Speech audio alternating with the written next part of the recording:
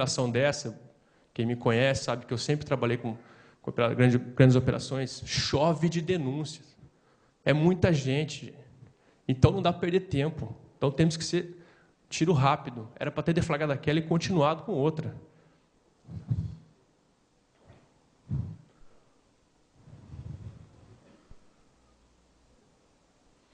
Então, por isso que é importante discutirmos nesses tipos de eventos, né, alguns aspectos sobre a legalidade ou não desses atos praticados em investigações de grande porte. Né? A padronização, a solidificação desses métodos investigativos é de suma importância para cada vez mais esgotarmos qualquer alegação de nulidade futura.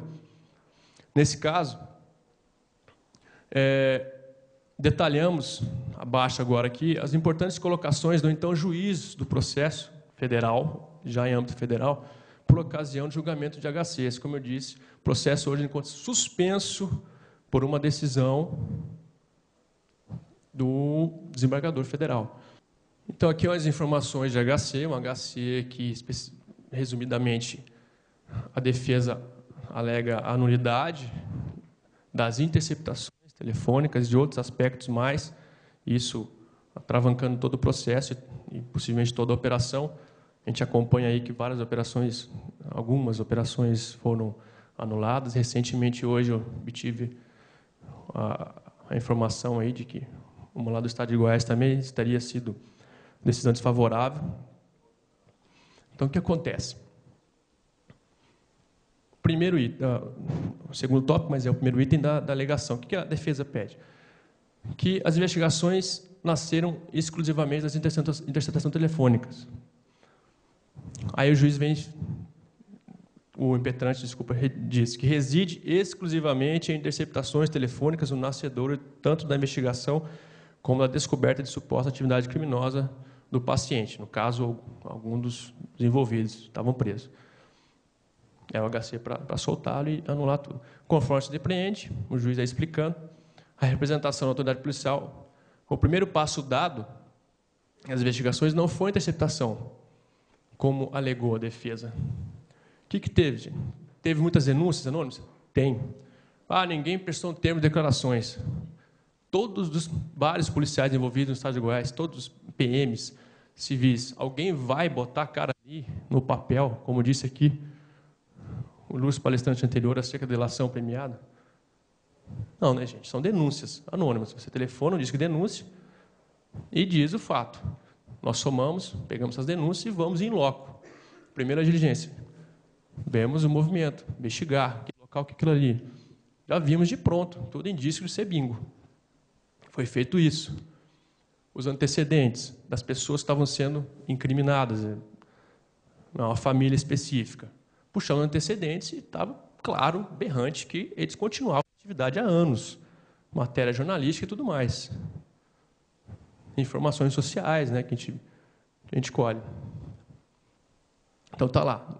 O juiz rebatendo as alegações da defesa, confirmando, citando as notícias de identificação de algumas casas de fundamento.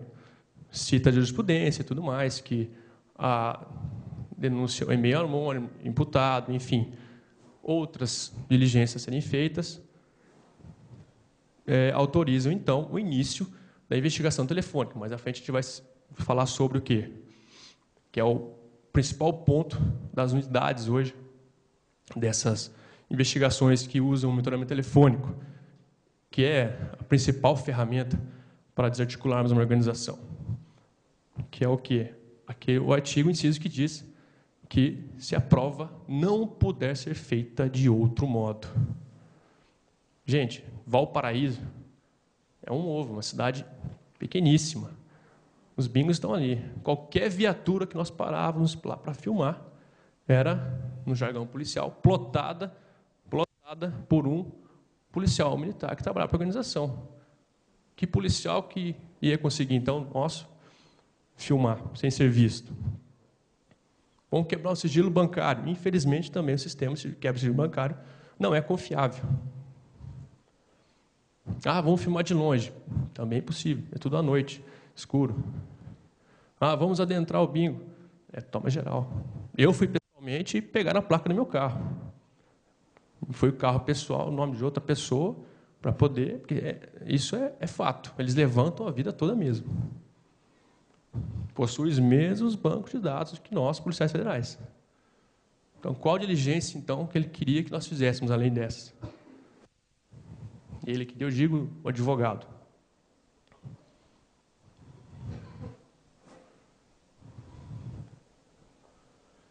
Então, saíram em campo, os policiais identificamos, então, os 13 casos ilegais. Tudo isso, repito, antes da interceptação telefônica. Então, aí, a alegação de que eram imprestáveis essas denúncias, acabei de dizer, a partir de denúncias de vocês que nascem, a maioria delas, que nascem as grandes operações. Eu canso de falar isso para os meus informantes. Cada operação que eu termino, nós conseguimos mais e mais informantes. Eu vou passar o nome do informante para vocês, alguém membro da organização. Dentro dessa investigação, temos monitoramento que comprova o delegado de Polícia Federal, o mau delegado de Polícia Federal, sendo demandado pelo chefe da organização para levantar o nome de quem foi a pessoa que denunciou algumas casas de bingo em Goiânia. Sabe-se lá o que foi feito dessa pessoa? Graças a Deus, não chegou nenhuma informação, mas pode ter ocorrido alguma coisa que nós não soubemos. Então, é imprestável uma denúncia anônima? Sem ela, não conseguíamos nada. Na realidade, não aconteceu nenhuma das duas proposições. A interceptação não deu início à investigação, somente a denúncia. Tampouco as denúncias embasaram diretamente. A interceptação não deu início, vamos dizer. Então, as denúncias anônimas foram, sim, verificadas e tudo mais. E o juiz até disse, né, prefiro não prestar qualquer informação ou comentário a respeito do comentário do impetrante, ao dizer que a verificação das denúncias se deu pifiamente, pois, por demais, desrespeitoso com os agentes políticos. Realização, outra alegação, realização de interceptação telefônica para investigar exclusivamente crimes punidos com pena de detenção. Já disse aqui, né, gente? Vamos começar a operação para investigar a contravenção do jogo. Não. Claro que não, né? É todo o suporte disso, para manter o jogo. O que dava dinheiro é o jogo, é claro. Então, até projeto de lei para mudar o jogo para crime mesmo, não apenas contravenção. Tá? Foi a corrupção paga para os policiais todos e outras pessoas. Vocês viram que tem outras alegações, não vou divagar a respeito de todas elas, acerca da suposta, peguei algumas mais repotentes, mais importantes, suposta não comprovação da imprescritibilidade da medida de exceção. Como eu disse, isso aqui é muito debatido e alegado pela defesa. Então, disse lá, que os impetrantes não foi cumprida essa obrigatoriedade prevista na Lei 9296, de quê? De comprovar a imprescritibilidade da medida de exceção quando do momento de sua decretação. Pelos elementos autos de diligência, interceptação telefônica, era imprescindível, não havia algo diverso a ser feito pela Polícia Federal nesse aspecto. Ao reler inteiramente o volume da cautelar, é possível perceber que os policiais realizaram diligência de campo com fotografias de locais, utilizando o jogo, além disso, fizeram uso de informações dos bancos de dados e tudo mais. E, bem, cita o que a gente alegou, que eu disse a vocês, acerca que há possíveis seguranças policiais, né, nos locais, nas entradas das casas, dificultam a entrada, posterior comprovação e tudo mais. Tudo isso que eu disse a vocês. Nós fomos abordados pelo menos umas 5 vezes. E aí existe a chamada história cobertura, que a gente usa e tudo mais. Graças a Deus deu tudo certo. E esses policiais também não eram, vamos dizer assim, da facção daqueles de Goiás que participaram do grupo de extermínio. Graças a Deus. Então, eram policiais pacatos e tudo mais. Então, não havia uma confrontação e tudo mais. Né? O prejuízo maior seria a investigação ser descoberta. Também dizendo que ambos os juízes, né, alegaram esse nosso receio de fazer outras medidas quaisquer, preenchendo, então, o requisito da Lei 9296. São 26 laudas esse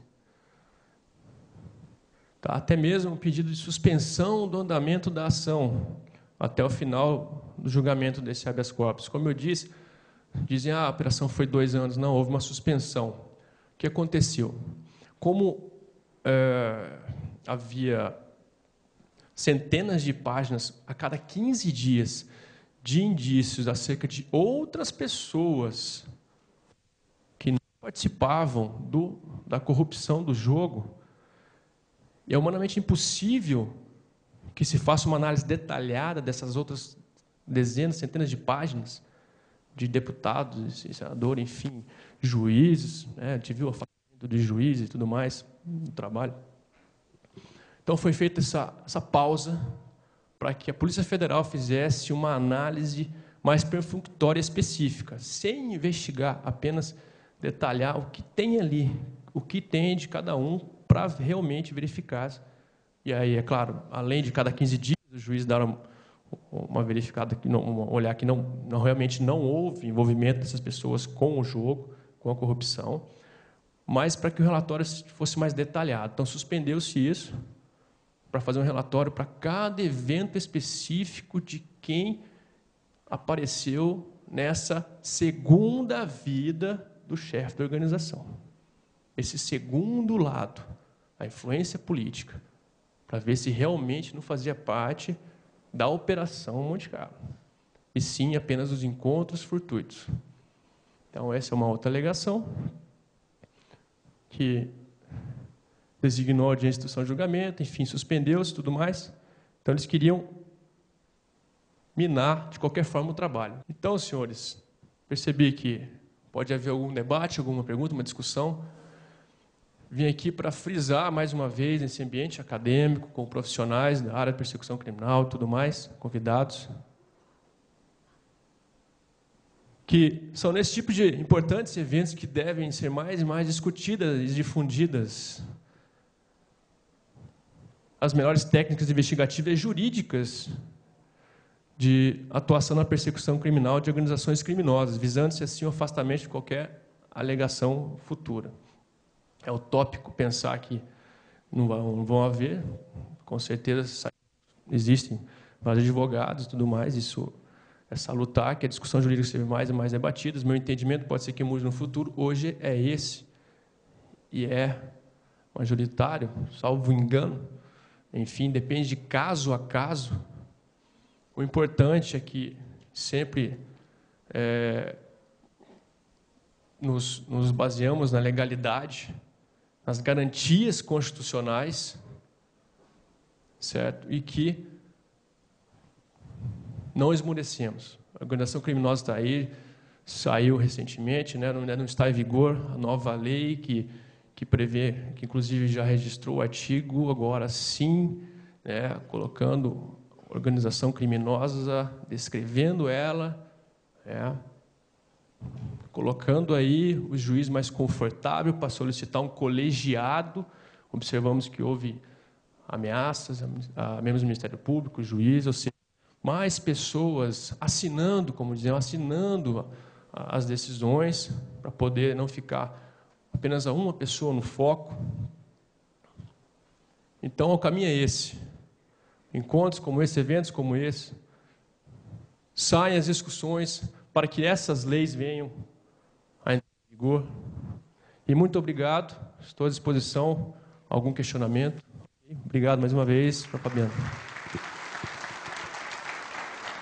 Doutor Matheus, pedi o senhor para voltar à mesa dos trabalhos, e também o doutor delegado Fabiano Martins, presidente da Associação dos Delegados da Polícia Federal da Paraíba, para suas considerações finais deste segundo painel, crime organizado no contexto da Operação Monte Carlo. E convidamos também o professor Fernando Monteiro, professor do IESP, para as suas considerações finais. Parabéns pela palestra, delegado Matheus.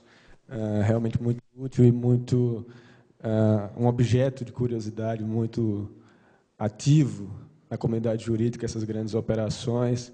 E se nós formos colocar a reflexão nós vamos ver, chegar à conclusão de que a nova lei de lavagem de dinheiro, agora de junho de 2012, ela não é por acaso que ela exclui de seu rol de crimes antecedentes aquele rol que antigamente existia e que era um rol taxativo, né? Atualmente, seja qualquer crime, qualquer contravenção penal, já se configura um ilícito penal de antecedente de lavagem de dinheiro. E isso, meus amigos, não tenham dúvida, é reflexo da Operação Monte Carlo, tá? Para justamente poder atingir a contravenção penal de jogo do bicho, né? Então, vocês têm uma ideia aí da importância desse trabalho desenvolvido pelo delegado Matheus, que nos honrou aqui com sua presença. Então, deixa eu passar a palavra aqui para o nosso querido mediador, professor Fernando, para as suas colocações. Bem, agradecimento à presença de todos aqui, ao convite do doutor Fabiano aí, inclusive fui pego de surpresa, eu deveria ter vindo a caráter, né? Eu vim aqui como um mero observador. Gostaria de agradecer aí, de parabenizar o doutor Matheus Rodrigues pela brilhante explicação, nos tirou algumas dúvidas acerca da Operação Monte Carlo. E, se me permitem, eu gostaria de fazer uma mera colocação e de fazer uma pergunta. O senhor, durante a sua exposição, o senhor falou sobre a questão da defesa que solicitou, não foi isso, das companhias telefônicas, o acesso cadastral e tal. E o senhor também falou sobre a questão do foro privilegiado, que o senhor se coloca contra. Eu reitero assim também essa posição, sou totalmente contra o foro privilegiado. Bom, em virtude disso, eu gostaria de saber do senhor de uma reforma do Código Penal e do CPP, do Código de Processo Penal, o que o senhor espera no sentido de poder melhor auxiliar e proporcionar meios, uma maior mobilidade para as ações da Polícia Federal? Como a gente está acompanhando, né, a partir dessa edição dessas novas leis, acredito que essa reforma do Código de Processo Penal e Penal venha a preencher esse nosso anseio da comunidade como um todo. A gente sabe também que alguns crimes, contravenções e tudo mais, deviam ser analisados sob última ratio, né? Enfim.